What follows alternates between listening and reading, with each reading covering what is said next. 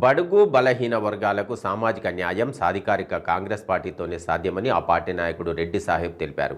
Madanapalle Congress party కార్యాలయంలో విలేకరుల సమావేశాన్ని నిర్వహించారు.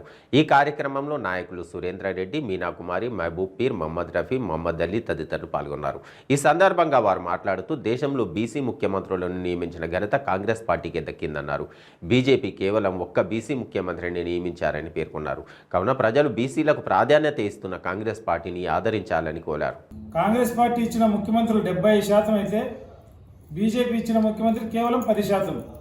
ఆ చిత్తశుద్ధిలో తేడా మనకు తెలుస్తుంది. అలాగే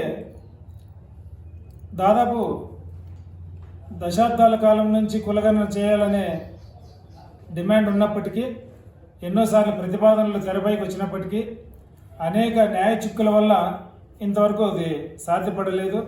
ప్రస్తుతం అది చేయాలనే ఏకగ్రీవ తీర్మానాన్ని కాంగ్రెస్ తీర్మానించింది. ఎస్సీ ఎస్టీ జనాభాలు దాదాపు లెక్కింపబడుతూ ఉన్నాయి. 50% ఉన్న బీసీలకు ఇంతవరకు లెక్కింపు అనేది లేదు. కాబట్టి బీసీలు లెక్కింపు కావాలనే డిమాండ్ను చాలా గట్టిగా డిమాండ్ చేస్తూ ఉన్నారు. దానికి కాంగ్రెస్ పార్టీ కట్టుబడి ఉంది. ఆంధ్రప్రదేశ్లో 139 బీసీ కులాలు ఉన్నాయి. 139లో ఎంతమంది ఎలాంటి సబ్ కులాలు ఉన్నాయనేది లెక్క మనకు తెలియదు. ఆ విధంగా కులగణన చేసిన తర్వాత ప్రతి ఉపకులానికి లెక్క తేలితే వారిని ఏ విధంగా అభివృద్ధి చేయాలో, ఎవరికి ఎంత శాతంలో మనం ప్రతిదీ పంచిపెట్టాలో ప్రభుత్వాలకు ఈజీగా ఉంటుంది.